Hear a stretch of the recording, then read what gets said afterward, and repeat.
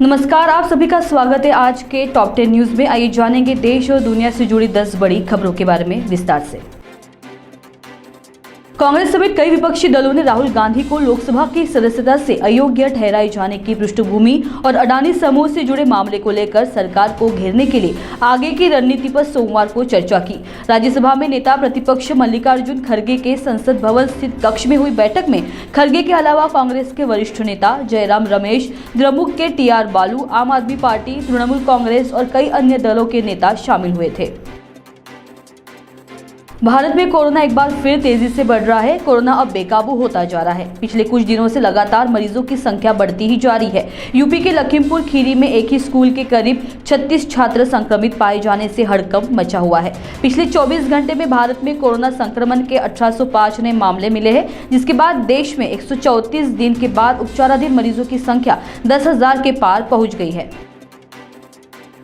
बिहार के उप मुख्यमंत्री तेजस्वी यादव की पत्नी राजश्री ने एक बेटी को जन्म दिया, जिसके बाद अब वो एक बच्ची के पिता बन गए हैं, जिसकी जानकारी खुद तेजस्वी यादव ने अपने ऑफिशियल ट्विटर हैंडल से दी है। जिसके बाद उनकी बहन ने भी उन्हें ढेरों बधाइयां दी। साथ ही उन्होंने बच्ची के साथ एक तस्वीर भी शेयर की है, जिसमें वो अपनी बच्ची को गोद में लिए हुए नजर आ रहे हैं।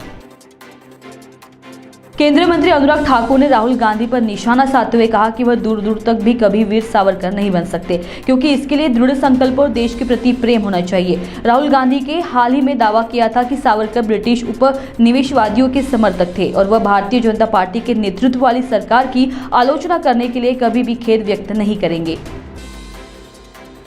जानकारी के लिए आपको बता दें कि रिजर्व बैंक की मौद्रिक नीति समिति MPC की 3 दिवसीय बैठक 3, 5 और 6 अप्रैल को होगी। इसमें जानकारी सामने आ रही है कि फेड रिजर्व बैंक ने महंगाई पर काबू पाने के लिए अपनी ब्याज दरों में बढ़ोतरी की है। अब खबर आई है कि RBI एक बार फिर से रेपो रेट में बढ़ोतरी करने जा रहा है। मासिक मौद्रिक नीति में 25 आधार अंकों की वृद्धि की उम्मीद है। बता दें कि वित्तीय वर्ष 2023-24 के लिए MPC की पहली बैठक 3 अप्रैल से शुरू हो रही है। दरअसल इस बैठक में 2 प्रमुख मुद्दे हैं, जिन पर मौद्रिक नीति समिति बारीकी से विचार करेगी।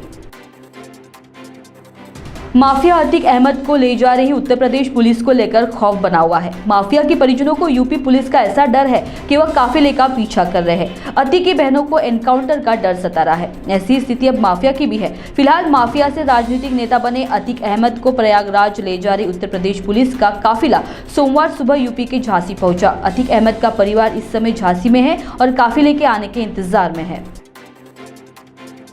कांग्रेस नेता राहुल गांधी की अयोग्यता मामले में जमकर बवाल हो रहा है। एक तरफ सत्ता पक्ष उन्हें गलत साबित करने में लगी है, तो विपक्ष इस बात पे हंगामा कर रहा है कि केंद्र की मोदी सरकार ने चाल चली है। बीजेपी के इशारे पर यह काम हुआ है। फिलहाल देश भर में हंगामा मचा हुआ है। इस बीच केंद्रीय मंत्री गजेंद्र सिंह शेखावत ने राहुल गांधी पर तंज कसते हुए कहा कि वह आदतन अपराधी है। उन्हें एक बार सुप्रीम कोर्ट से फटकार मिल चुकी है, लेकिन अपने अहंकार के कारण वह बार बार ऐसा कर रहे हैं। देश भर में कोरोना वायरस का खतरा दिन प्रतिदिन बढ़ता ही जा रहा है। जहां देश में एक दिन में कोरोना वायरस के 1800 से ज्यादा नए मामले सामने आ रहे हैं। उत्तर प्रदेश के लखीमपुर खीरी जिले के मितौली प्रखंड के कस्तूरबा आवासीय स्कूल की 38 छात्राओं में कोविड-19 संक्रमण की पुष्टि हुई है। इतना ही नहीं, बल्कि एक स्टाफ सदस्य भी कोविड पॉजिटिव पाए गए। महाराष्ट्र के लातूर जिले से एक दिल दहला देने वाली खबर सामने आ रही है। रिश्तेदार के बेटे की शादी से लौटते समय एक भीषण हादसे में एक ही परिवार के 4 लोगों की मौत हो गई है। यह दर्दनाक हादसा औसा तालुका के चलबुर्गा पाटी के पास हुआ है। यह भीषण हादसा वाहन पर नियंत्रण खोने के कारण हुआ है। शादी के बाद दूल्हा दुल्हन और बाराती 2 गाड़ियों से गाँव के लिए रवाना हुए थे। बताया गया है कि दूल्हा दुल्हन ठीक है। घायलों को इलाज के लिए लातूर के सरकारी मेडिकल कॉलेज में भर्ती कराया गया।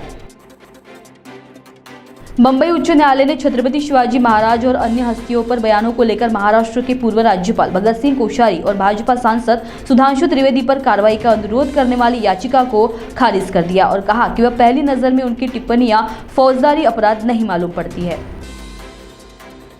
आज के टॉप 10 न्यूज में आपने देखा देश से जुड़ी 10 बड़ी खबरों के बारे में, और ताज़ा तरीन खबरों के लिए देखते रहिए महाराष्ट्र टीवी 24।